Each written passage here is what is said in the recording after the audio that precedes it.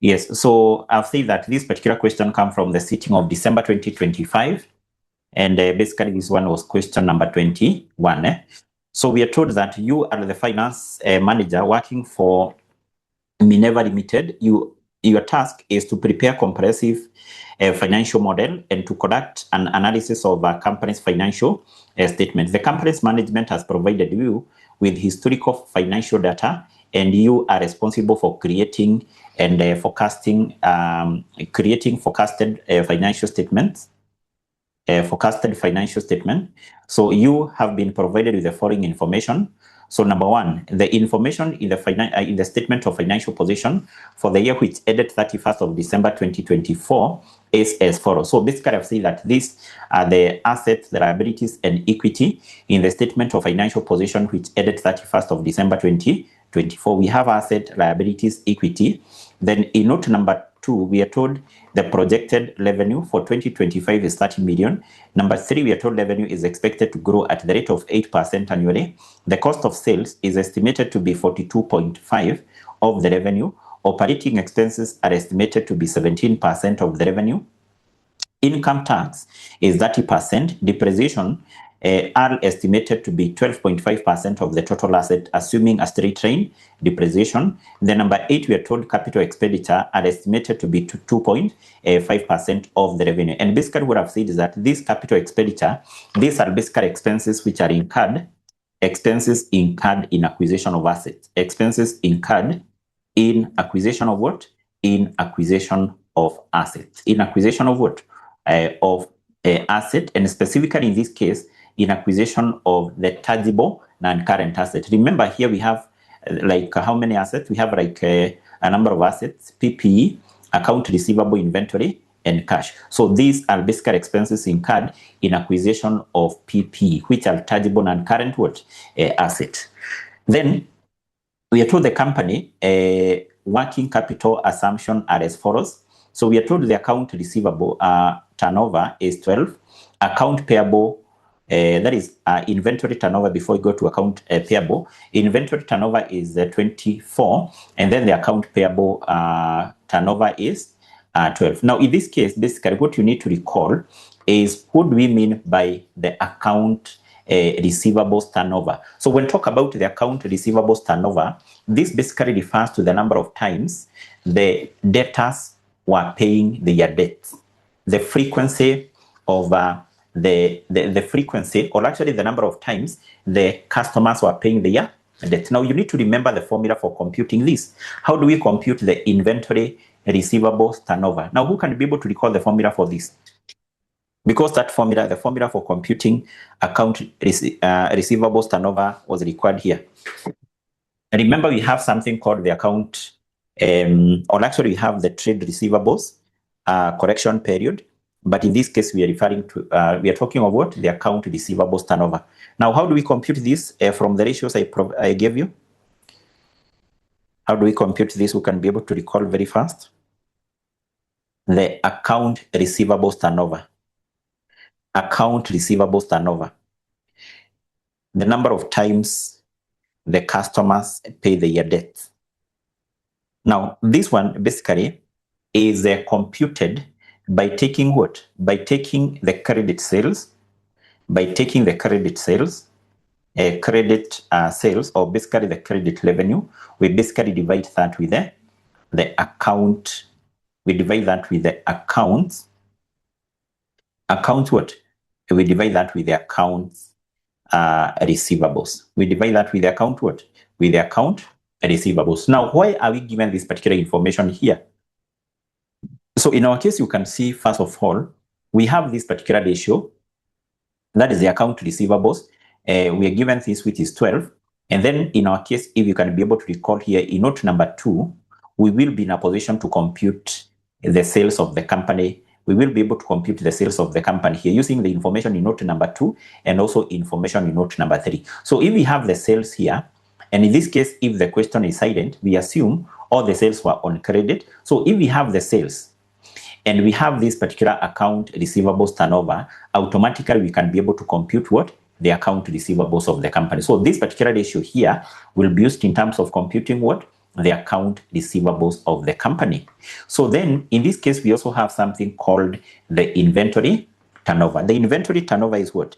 Inventory turnover, basically, this is the number of times on average the company was selling goods. Was selling what? Goods. Now, how do we compute this particular ratio here? This particular ratio is computed by taking something called the cost over sales.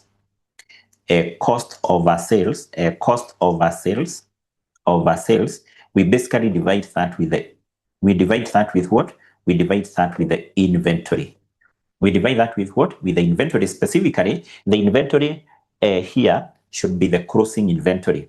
Because in this case, recall what we said, generally, whenever you are computing some of these particular ratios, even, for example, this particular ratio here, the denominator should be average account receivables here. But we said, in case you're not given the opening account receivables, then you divide this with the account receivables from the balance sheet.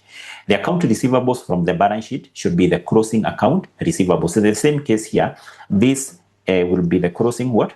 Inventory. So take into account we have this ratio here, which is 24, and basically we will be having the cost of sales. We should be able to compute the cost of our sales from what we have here, note number 4. In that case, we will be in a position to compute what? The closing inventory of the company, which will be a current what? Asset. So then we have the other ratio here, which is account payables turnover. Account payables turnover, this one is computed by taking what? By taking the cost of our sales, the cost of our sales, cost of sales over sales, and basically we divide this with something called the account, what? The account payables. Equally, this particular ratio here will be used in terms of computing the account what? Payables, which will be recorded in the balance sheet as a current what? Liability. So therefore, this is how we will compute these particular items of working what? Capital. Remember, these are items of working capital: inventory, receivables, and also what? Payables. So then from there, we are told that the debt brought forward has the following terms. So the debt brought forward is basically this particular debt, and actually a debt should be a loan, So this particular debt here, this one, so the outstanding debt was 15 million. So we are told the outstanding debts or the debts brought forward has the following terms. So the terms outstanding, or the terms, are basically 5 years. So mean that the repayment period for that debt will be 5 years. The interest rate is 12% of the principal outstanding, and then we are told the loan is fully amortized with evenly distributed payment over the remaining loan term. So therefore, whatever you're given here, these are loan.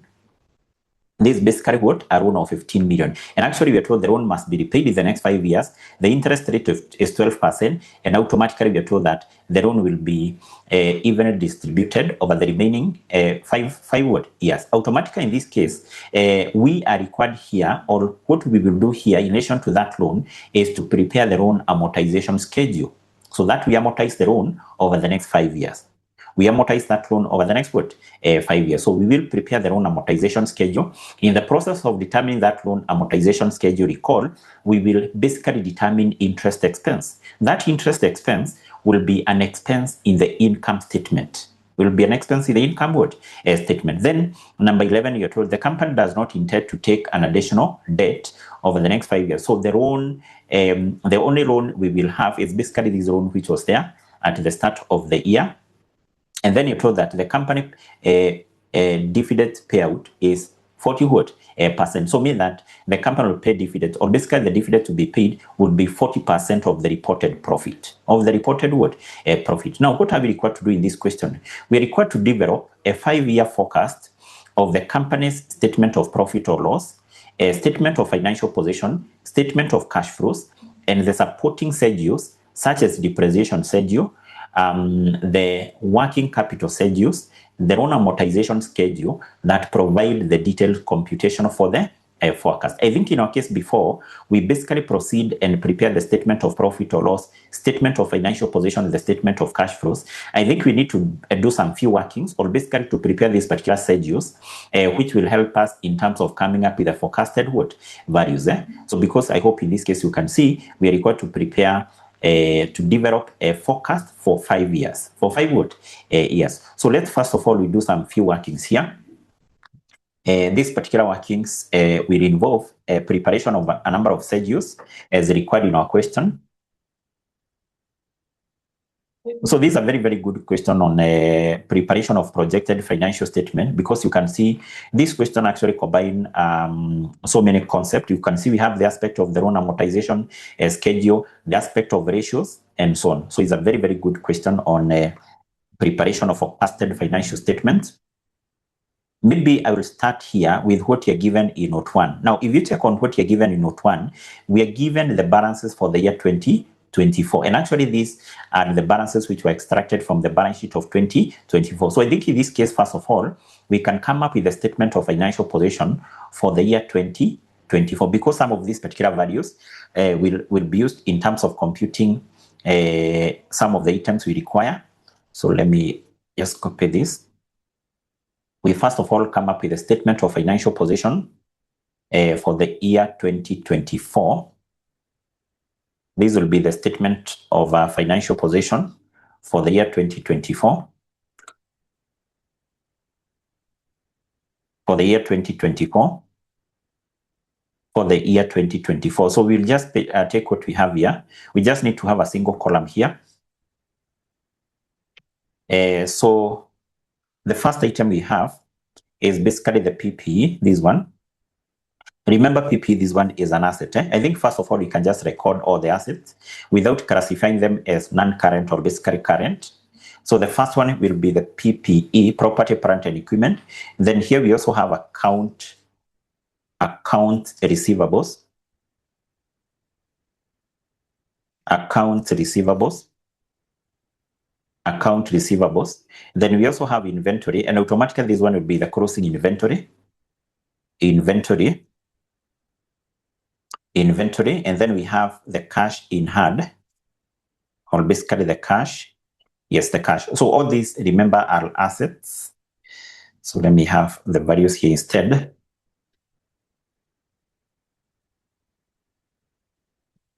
So the first asset is PP, and its value is 19.5 million. 19.5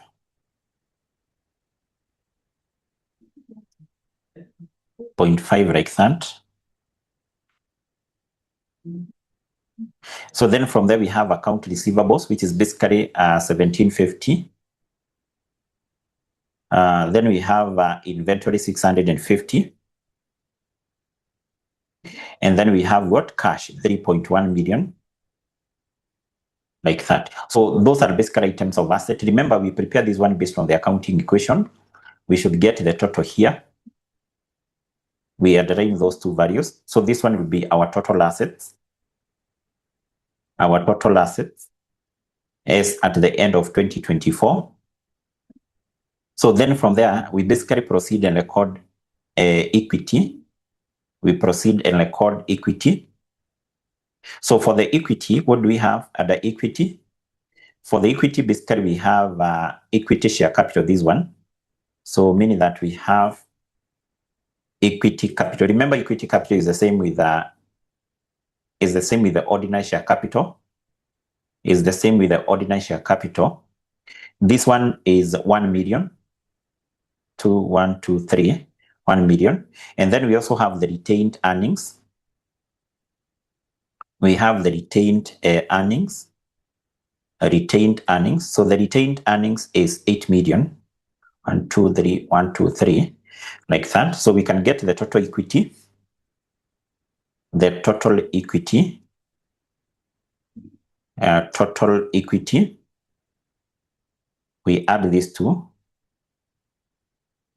We get the total equity. The total equity in our case is 9 million. So then to this we add liabilities. And I think liabilities we have two. So we will not equally classify them as current or non-current, just like what you have done to the asset. We have not classified the asset as non-current and current. Equally, let's do the same for the liabilities. So for the liabilities, we have the outstanding debt. Remember, in this case, we are told this outstanding debt. This one is a loan. Yes, this one is basically a loan, and it's a long-term loan, 15 million. 15 million. And then we also have account payables. Account what? Account payables. Okay, account payables. So the account payables is an amount of 1 million. 1, 2, 3, 1, 2, 3, like that. Yes.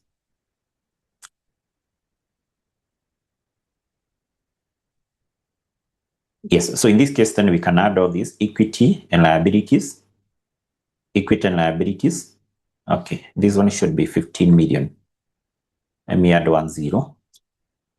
Yes, and in this case, you can see the total equity and liabilities. Total equity and basically liabilities.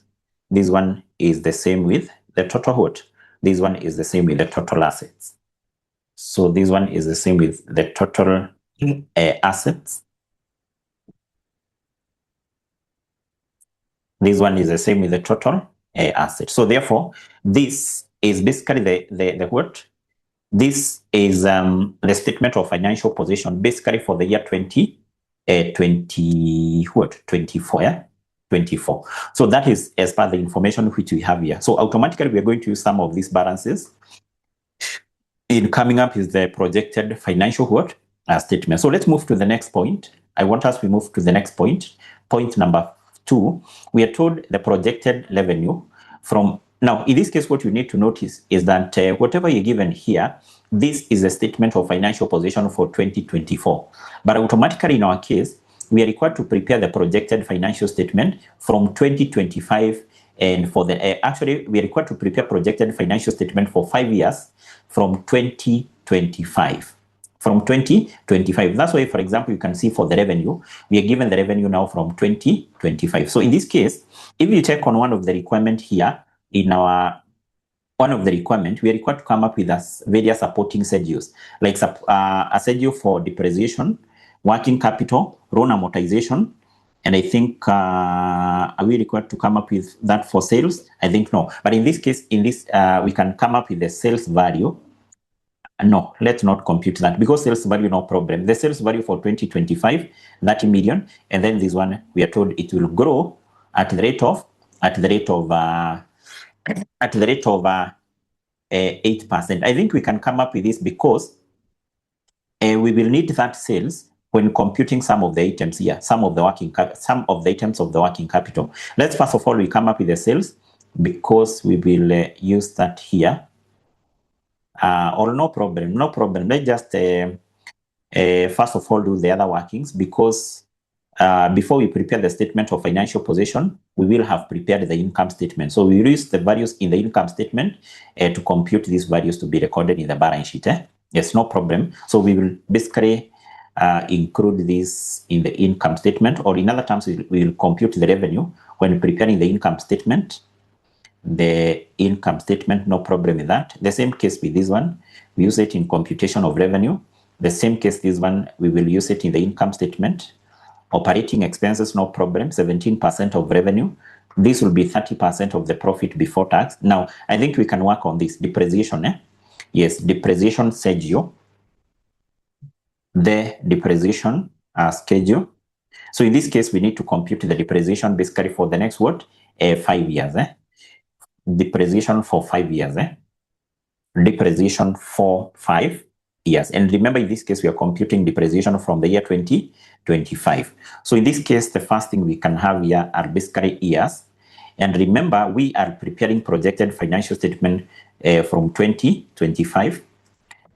We then need to have 2026. And actually, we are preparing this for 5 years. 2027, 2028, 2029. So those are 5 years. 1, 2, 3, 4, 5. Yes. Now, for us to compute this particular depreciation, we are told here depreciation expense are estimated to be 12.5% of the total asset, assuming a straight line. Now, in this case, we need first of all to compute the value of the PP. Remember, we compute what? We compute depreciation using the value for the PP, or actually compute depreciation on what? On the PP. Now, the first thing we need to do here is basically to have the PP at the start of 2025. Now, the PP at the start of 2025 will be the PP at the end of 2024. Remember, we have the PP at the end of 2024 here. This PP at the end of 2024 will be the opening PP in the year 2025. So first of all, you pick that. That will be the PP at the start of 2025. Then, in this case here, this particular point here, we are told capital expenditure are assumed to be 25% of the revenue. Yes, I think in our case, we must compute the revenue because you can see here, we need to have the values for the revenue. So let's have the revenue here. Let's have the revenue here. The revenue. So the revenue for 2025, in this case here, we are told it will be 30 million, this one. So this one will be 30 million. 1, 1, 2, 3, 1, 2, 3. So the revenue there will be 30 million. 30 million. And then in this case, we are told this particular revenue is expected to grow at the rate of 8%. So the revenue here in the year 2026 will be 1.08 times the revenue of the previous year. This one we enter. So meaning that we come up with the revenue for the for these 5 years. So basically, you need to apply this formula here up to 2029. Up to 2029, and basically these values here, we can introduce a comma. We work with our values to the nearest word, to the nearest of number. So this basically will be the revenue. You can see this revenue has grown with a rate of 8%. This one should be 1.08 of this. Let's just confirm. Yes, you can see it's 1.08 of this. So therefore, having this particular revenue, we should be able to compute now the capital expenditure in 2025. So the capital expenditure in 2025, which I've said is expense incurred by the company in acquisition of PPE, we are told will be 2.5% of the revenue. So in this case, we have to add to the PPE which were there at the start, we add the additional PPE acquired. So these are additional PPE which were acquired. These are the additional PPE which were acquired. And in this case, we are told the PPE which will be bought will be equivalent to 2.5% of the company's revenue. Of the company's what? Revenue, this one. Yes. So we get that. And then basically we apply that formula all the way up to 2029. Like that. Like that.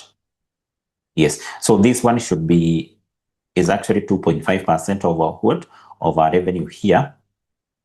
Of our revenue. Of our revenue. Of the revenue. Maybe you can introduce a comma. And basically we do away with those particular decimal places. We do away with those particular decimal places. So in this case, we have been able to compute here the additional PPE which will be acquired by what? By the company. So having this, I think we need to get the opening balance in the year 2026. The opening balance in the year 2026. So how do we compute the opening balance here? Who can tell us? The opening balance for the PPE. The opening balance. So automatically, for us to be able to compute the opening balance for the PPE here, we know how to compute the opening balance of a PPE. First of all, we must compute the closing balance in the year 2025 because the closing balance in the year 2025 will be the opening balance in the year 2026. So first of all, we will add these two. We get the total value of the PPE, and then we compute depreciation. We compute what? Depreciation. So once we compute depreciation, then we get the value of the PP at the end of the year. So how do we get the value of the PP at the end of the year? We take the value of the PP at the start, plus the PP which we acquired, minus depreciation. Minus what? Depreciation. So therefore, in this case, I think we can just compute. Let's just proceed and compute the depreciation. Depreciation. and this one will be the depreciation per annum. So which will be equal to what? This one, remember we are given information about here. Depreciation is estimated to be 12.5% of the total assets. So therefore, the depreciation here will be equal to 12.5% times the total value of the asset which were there at the start, plus the ones which were acquired, this plus this. This plus what? This plus this. Okay, let me have, okay, so let me do this to make our work a little bit easier. So can we first of all get the total here? Let's get the total like that, because now the depreciation will be based on this. And then I cut this one, and then I have it here. So the depreciation here, and remember we should arrange this.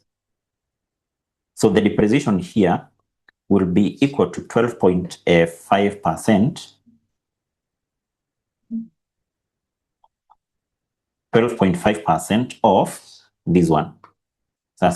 Yes, that is basically how we compute the depreciation.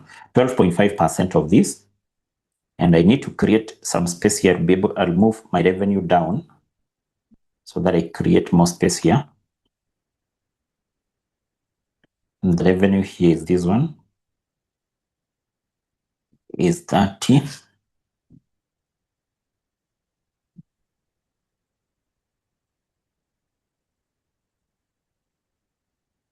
Is 30 million. That is basically our revenue. Then you have seen that this particular revenue will actually grow at the rate of 8%. So mean that this one will be 1.08 times this one. And basically that should give us, yes, the same value we have up there. So then I'll apply my formula up to the last year. Yes, like that. And then I will need to do away with these particular values here. So automatically there will be a value which will disappear here because it was computed based on sales. I'll just need to change this. I will delete that one and basically pick this value there. Yes. So having that now, we can comfortably proceed and compute this particular depreciation. So having that, I'll have now the PP. Remember whatever you have here, these are basically PP at the start. These are PP at the start of the year. The PP at the start of the year. Then down here, I should be able to get the PPE, the value of the PPE at the end of the year. We get the value of the PP at the end of the year. How do we get the value of the PP at the end? We take this, we minus the depreciation here. We get the PP at the end. And remember this particular PP, this is now what we will take to the balance sheet, to the statement of financial position. These are the value of the PP at the end of the year. Now, the opening balance in 2026 will be this one. This will be the opening balance. Yes, I pick that value. And then in this case, I can also be able to apply that formula like that. Yes, and then in this case here, we can also be able to compute the additional PP. Remember this additional PP, I hope you can see how this has been computed as 2.5% of the revenue. Because we are told that the capital expenditure, the expenses incurred in acquisition of the asset will be 2.5% of the revenue. So equally, I can also apply this particular formula up to the last year. Because we have the revenue, we should be able to compute the additional PP, which basically will be 2.5% of this. So and I hope you can see that is the case, 2.5% of the revenue. This one, 2.5% of the revenue, yes. And I think having that, then we can also come up with a formula here, or actually this formula for getting the total, we can apply that, this one. So this is basically the total. I hope you can see how that value is computed, is the total. And then from there, we can also apply this formula for computing what? The depreciation. Depreciation, you can see, is 12.5% of this. So that formula will also apply here, like that. And then how do we compute the closing balance? The closing balance is this minus this. So we can also apply this up to the last year. And by default now, you'll be able to see Excel will be able to pick for us the opening balances up there. You can see now. Yes. So in this case, I think I can work with all my figures here to the nearest whole number. To the nearest whole number, I do away with the decimals. I do away with the decimals, I introduce a comma, do away with the decimals, like that. Yes. So basically, this is the value of the PPE at the end of the year. And I think we can just confirm whether our formula is correct. For example, you have said this one should be, okay, maybe first of all, we can confirm. You have said this will be the opening balance there. This will be the opening balance. This will be the opening balance. I hope you can see that is the case. Then you have said that this one will be 12.5% of the 2.5%, 2.5% of the revenue. And I hope you can see that is the case. 2.5% of the revenue. Yes, and then this particular depreciation we have said is 12.5% of this. Is that the case? Yes.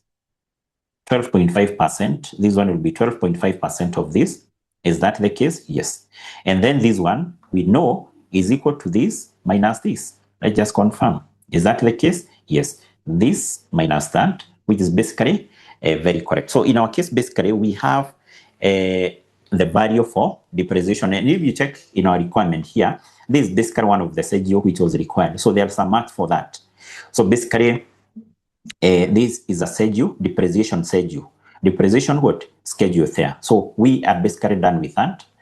So next, because we are done with this capital expense, then we need to come up with a schedule for this. And that's why you can see also in our requirement here, we're required to come up with a working capital schedule. Remember, working capital, we consider 3 items: inventory, account receivables, and account what? Payables.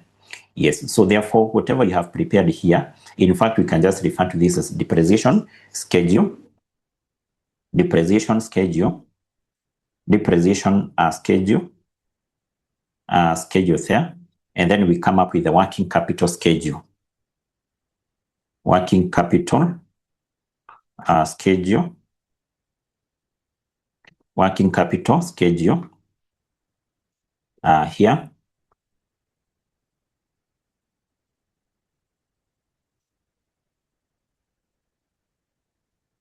Working capital schedule. Now, for this particular working capital, we need to have what here? We need to have the sales, and I think we already have the sales. We also need to have the cost of sales, so mean that here we must compute the cost of sales. No problem with that. Yes, so let's compute first of all the cost of our sales. We need to compute the cost of our sales. And basically in this case, we are told the cost of sales here. This one would be 42.5% of the revenue. So this one would be equal to 42.5% of the revenue. So the revenue is this one. We just pick that, we enter, and then basically we apply that up to the year 2029. Yes, then we can also work with our values to the nearest whole number like that. So having that, then we can proceed here. And I want us to compute 3 items here. I want us to compute the account receivables, account payables, and inventory. So let me just copy this. I paste it here. So I want us to start by computing the account receivables. We also compute the inventory. We also compute the inventory. We also compute the account what? The account payables. The account payables. And in this case, I've said, in computation of this, we needed to know, or what was required here is basically for you to know how we compute this. For example, how do we compute the account receivables? The account receivables turnover, which is given as 12. So we compute this by taking the credit sales, divided that with the account receivables. Remember, in our case, we already have the credit sales, because in this case, anytime you're given sales, remember sales is the same with the revenue, and the question is silent, then you assume all the sales were on credit. That is the assumption which we make. We have sales, we have the ratio, so meaning we can compute the account receivables. How are we going to compute the account receivables? So because this, how we compute the account receivables turnover, we take the credit sales, we divide that with the account receivable. So we want to compute this. We just make this the subject of the formula. So meaning that here we are saying this 12 is basically equal to the sales, which is basically credit sales. We divide that with the receivables. Maybe we can just use R. So how do we compute R? Because in our case, we have what? We have sales. So we just multiply both sides with R. So meaning that our R here will be equal to sales, divided that with 12. Divided that with 12. Is that correct? Is that correct? Is that formula correct? Is that how we're going to compute our receivables? If we make R the subject of the formula, we multiply both sides with R. This R will cancel, and then on the other side we have 12R. So how do we compute R? We make R the subject of the formula. We divide both sides with 12.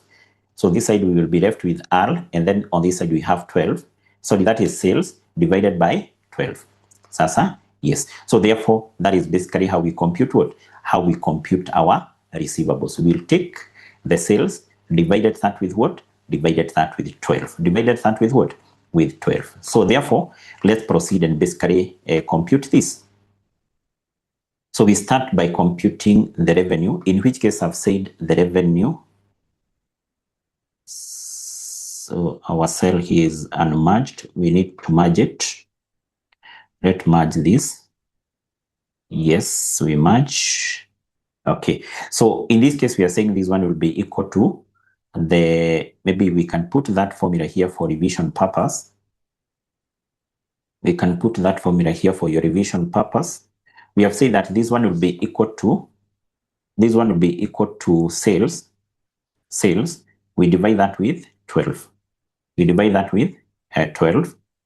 So equally to compute this one, the same formula will apply. Because I've said to compute the inventory turnover, we take the cost of sales, we divide that with the closing inventory. So what we want to compute is the inventory. So therefore, to compute this inventory equally, we will take what? We will take the cost of our sales. We will take the cost of our sales, cost of sales. We basically divide that with what? We divide that with 24. We divide that with 24. 24. What about account payables? Account payables turnover, I've said, is equal to cost of sales divided that with account payables. So therefore, to compute the account payables, this one, account payables, we will equally take the cost of our sales, cost of our sales. We basically divide that with what? With 12, like that. Sasa, yes. So let's work out these particular values. So we start with the first year. So we will take the sales, which is this one. We divide that with 12, like that. So then we move to the other item, inventory. We take cost of sales, this one, divided that with 24. We enter. And then account payables, we take what? We take the cost of sales, this one, divided that with 12. We enter. So that one was quite simple, provided you're able to remember those particular formulas. And then we basically apply this for the next 4 years. We apply this for the next 4 years.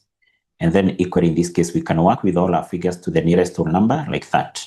Yes. So in our case, we have managed to compute the account receivables, the account payables, and also what? The inventory. Remember, these are basically some of the values which will automatically go to our statement of financial position. Some of the items which will go to the statement of financial position. And also this is one of the schedule which the examiner was requiring the candidate to prepare, the schedule of working capital. I think we are done with this. Now next, I want us to move to note number 10, sorry. In note number 10, we are given information about the loan. And automatically in this case, you can see in the requirement, we are required to prepare something called the loan amortization schedule. So therefore, we must prepare the loan amortization schedule using these particular details here. So let's prepare the loan amortization schedule. The loan amortization schedule. The loan amortization schedule, and basically we will prepare this one, is it horizontally or vertically? So instead of, in this case, we can prepare this one horizontally. So meaning that here we have years, instead of years moving down, we can have years moving across, because remember this information, part of it will go to the balance sheet, part of it will go to the income statement. Sasa, if you can remember, I think how we were preparing this loan amortization schedule, we were preparing it vertically. Yeah? So I want us to prepare it horizontally. Instead of having this year 1 up to year 5, let's use the specific years here. These ones, 2025 all the way to 2029 there. Now, and I think there is something I've forgotten here.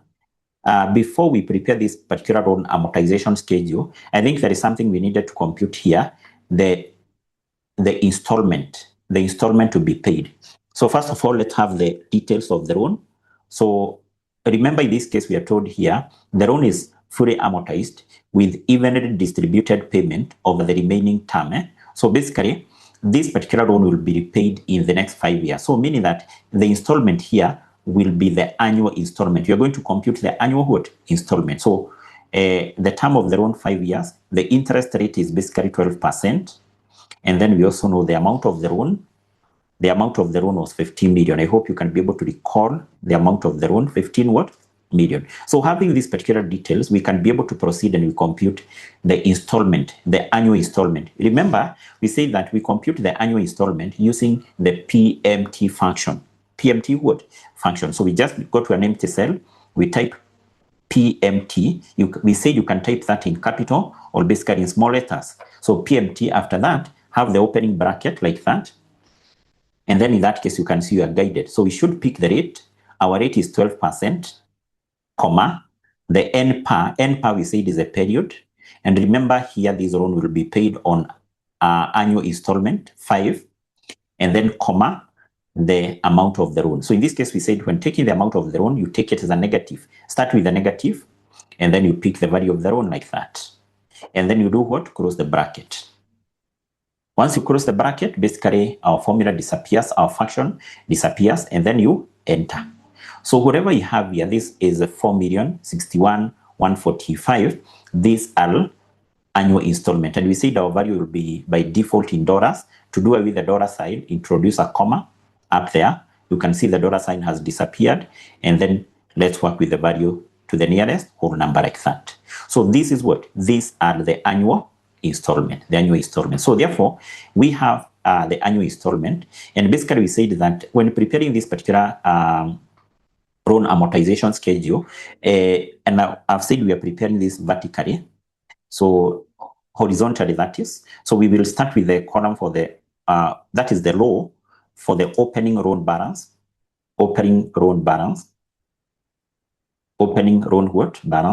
Then we say that the next column here should be for what?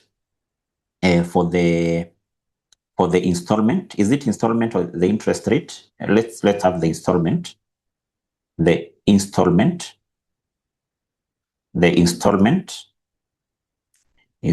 I hope this one will work for us. Installment. Then we say that this particular installment is split into two, into the interest, and also the principal amount. A principal amount, and then the last column should be the closing loan balance.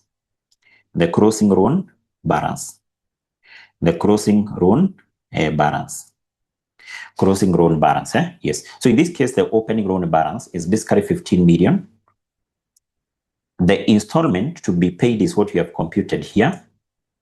Then the interest, in this case, we said should be 12%, this one, times the opening loan balance. We compute the interest based on that. And then the principal amount we said is the installment which was paid minus the interest, this one. And then the closing loan balance will be the opening loan balance minus the principal amount which was paid, this one. Sasa? Yes, we enter. Then we move to year 2. In year 2, we start with the opening loan balance. The opening loan balance will be the closing loan balance in the previous year, this one. And this one should be closing.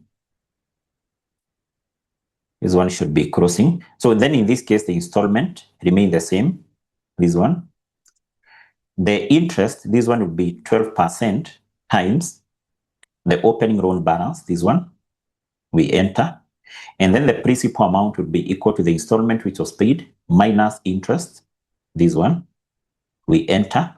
And then the closing loan balance will be this one, the opening loan balance minus the principal amount paid. That one.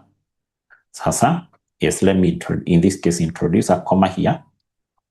And then I work with all of my values to the nearest whole number like that. Yes, I hope that computation is correct. Is that computation correct? Is that computation correct? Is that what we are doing?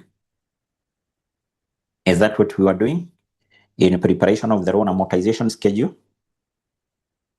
Is that what we are doing?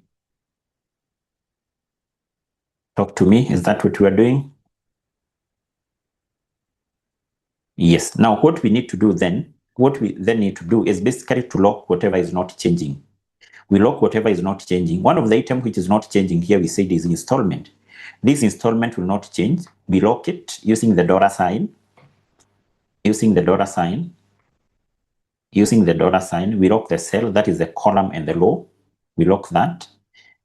Interests, what will not change here is this interest rate. The interest rate from cell K31 will not change. We lock that interest rate. We lock that interest rate. That is already locked. We lock it. So those are the two items which do not change.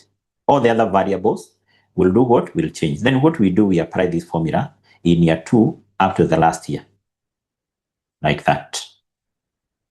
You can see by the end of the day, our own balance at the end of year 5, our own balance is basically 0. So what we have done here is that we have amortized our loan. Now, what will appear in our projected financial statement? This interest, this one is an expense in the income statement. Number 2, this closing loan balance, this one will be a liability in the balance sheet. In what? In the balance sheet. And also, there are some marks which were allocated for that, for preparing what? The loan amortization schedule. And I think in our case, basically, we are done. We can proceed because I think what is remaining here, we are told the company does not intend to acquire any debt. And I think the last information is about what? Is about the dividends paid. So I think in our case, we can be able to proceed and we prepare, first of all, the forecasted income statement. Forecasted income statement. This one is quite simple because everything we have everything which is required. Forecasted income statement, basically for 5 years. For 5 years. For 5 years. So in this case, let's have the years here.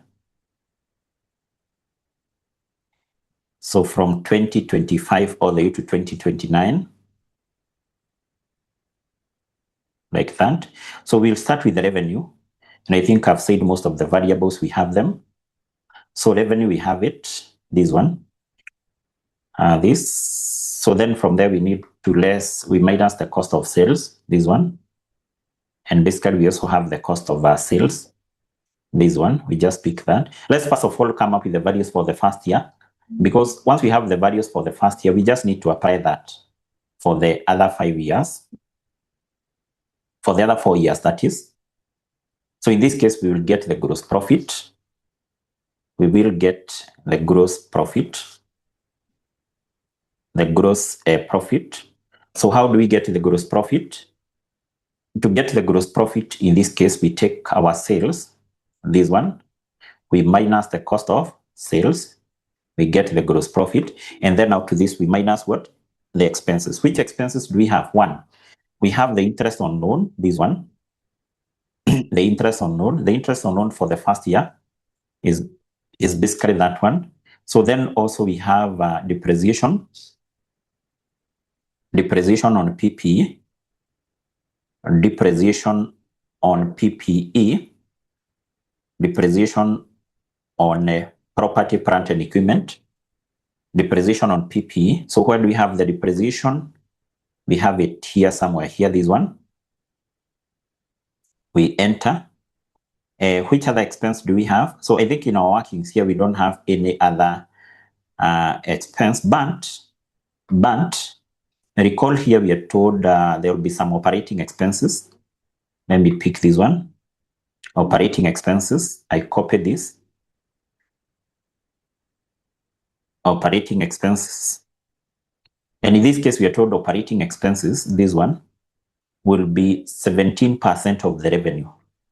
So this one will be 17% of the revenue. 17% of the revenue, this one. Yes. So I think those are basically the expenses. Those are the only expenses. Remember, don't make a mistake. There was something we were given, the capital expenditure. Capital expenditure is basically the expense incurred in acquisition of assets. So here we only include the operating expenses. So those particular expenses to be incurred in acquisition of assets, we don't include them here. We don't include them here. So I think those are the only expenses. Then we will get automatically the profit before tax. The profit before what? And before tax. So the profit before tax, this one will be equal to the gross profit minus these three expenses, minus those three expenses. We enter. So then we compute tax. So in this case, we are told tax, this one, I think will be 30%. Will be 30% of, yes, this one will be 30% of what? 30% automatically of the profit before tax. This one will be 30%. 30% of the profit before tax, this one. Yes, then from there we will get the net income. The net income, which is basically the profit after tax. Profit after tax. So this one will be equal to this minus this one. We enter. And basically in this case, we can underline these particular values here. We underline this Control U. Yes, Control U. Equally, we underline this Control U like that. Yes. So and I think now we are almost done. But before we do that, there is something else also we need to have here. Remember, this is basically the profit after tax. This profit after tax, we also refer to it as the profit for the year. But now recall, we were given the retained earnings here, this one. We were given the retained earnings or the retained profit at the end of 2024. Now, this retained earnings at the end of 2024, this one will be the retained earnings or the retained earnings brought forward in the year 2025. So in this case, we will have something called the retained profit or the retained earnings, the retained profit balance brought down. So the retained profit brought down is the retained earnings at the end of 2024, this one, 8 million. So then from there, we will get something called what? The retained earnings at the end of the year, the retained earnings carried down here. So the retained earnings carried down, we need to add these two values here. We add these two values like that. And equally, we underline all this. Control U. Yes. And I think in our case, basically, we are done. We are basically done here. Now, we basically need to apply this particular formula here. But there is something, first of all. Okay, let's first of all, we apply this formula. But we need to do something to do with these retained earnings, because these retained earnings here will be the opening balance here. Sasa will be the opening balance there. So basically, you'll be able to see that once maybe you apply our formula, there will be some values which will be missing down there. Yes, you can see some values are missing here. The retained what? The retained earnings brought forward. So I need to come up with a formula for that. So let me first of all, I put my values to the nearest whole number. I introduce a comma. I work with my values to the nearest whole number. Now, in this case, the retained earnings here brought forward will be this one. Sasa will be that one. And then basically I'll be able to apply this formula here up to the last year. Like that. And I hope you can see also those values will automatically do what? Will automatically change. So basically that is it. Oh, sorry. There is something we have forgotten here. Have we captured the dividends? Have we captured the dividends? No, we have forgotten this one. We have forgotten this one. So we need to go back. We need to go back here. Let me first of all, undo because we have forgotten dividends. We have forgotten dividends. So even before we add this, let me cut this. Control X. I need to push it down here. So to this profit, I need to less dividends. I need to less dividends.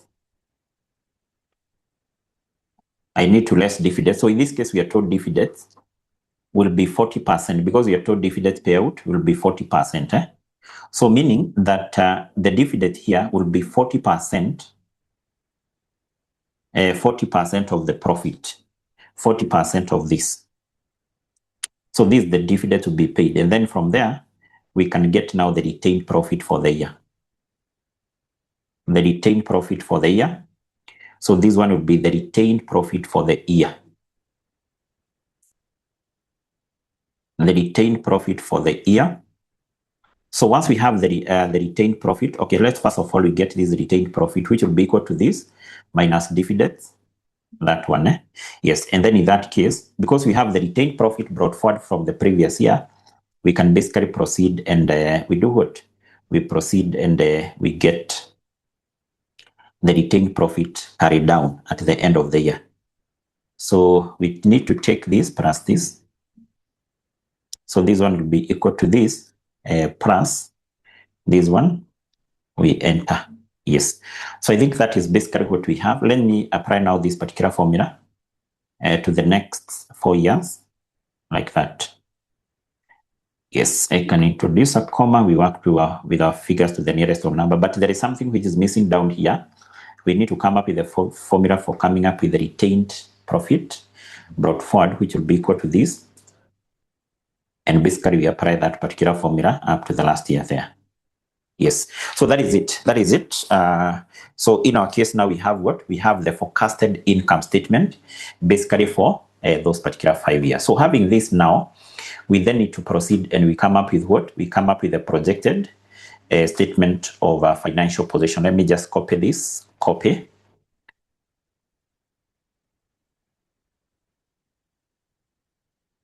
Pastes. So this will be the forecasted statement of a financial position. The forecasted statement of a financial position.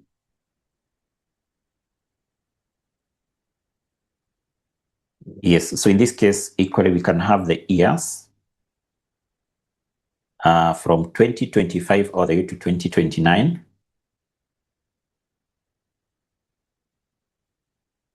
Yes, so here we will start with what? We will start with the non-current assets. Non-current, or actually let's just record assets without necessarily classifying them. We record assets, and I think the same asset we are given up there, well, actually we will have the same assets as the one we have in the statement of financial position for 2024, because here we have the PPE, account receivable, we have that, we have inventory, and then we have cash. I don't know whether there is any information we are given about cash. I don't know whether there is any information you're given about cash. Is there any information you're given about cash here? Is there any information you're given about cash here? Any information you're given about cash?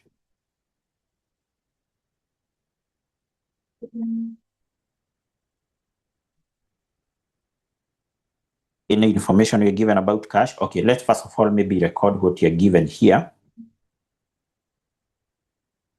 We record first of all what you're given here.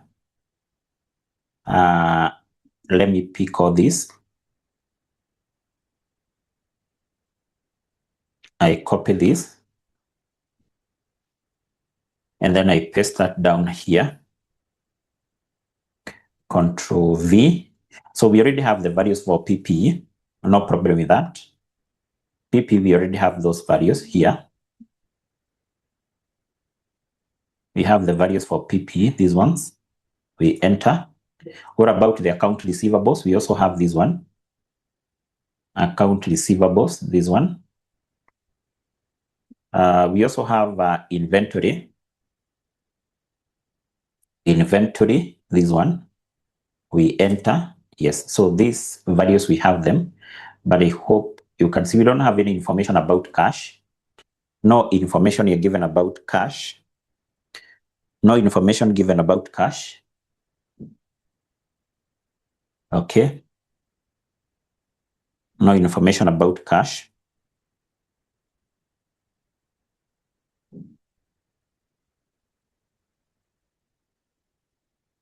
No information about cash there. Okay. So maybe first of all, you can skip that. We will see. Maybe it can be our balancing figure because no information you're given about cash. So then from there, we record equity. So basically here, we will get the total, which should be underlined. So then from there, we record equity. I'll just pick these particular values here. Actually, we can pick all of them, equity and liabilities. I copy all this. And then I have it down here. I paste it here. For equity, I don't think we have any information about that. Equity. Do we have any information about equity? Do we have any information about equity, about whether the company will issue shares or not? No information. So automatically in that case, we will assume the share capital will remain the same because there is no any information you're given about the company issuing new shares. So this one will basically be 1 million. 1 million. 1 million.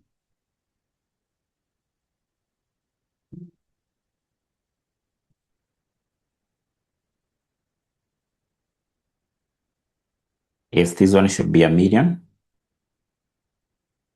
Yes, and basically that will be the same. It remains the same. Okay, so we should have down here 1 million. So let me do away with this one. Yes, so these remain the same. So we also have the retained earnings, this one. This is the retained earnings we take to the balance sheet. This. Yes, so then we get the total equity here. The total equity, share capital plus the retained earnings. We basically derive that. We can also bold this one. We bold like that. Yes. So then from there, we have liabilities. Now for the loan, we will basically pick the balances from the loan amortization schedule. These are the closing loan balances. So these ones. So basically we apply that up to the last year there. Yeah, so this one we can just delete it because it's 0. Then do we have account payables? Yes. Account payables, we have this. Account payables, we have it here. Yes, so we have basically this. Yes, so this one we have said is 0.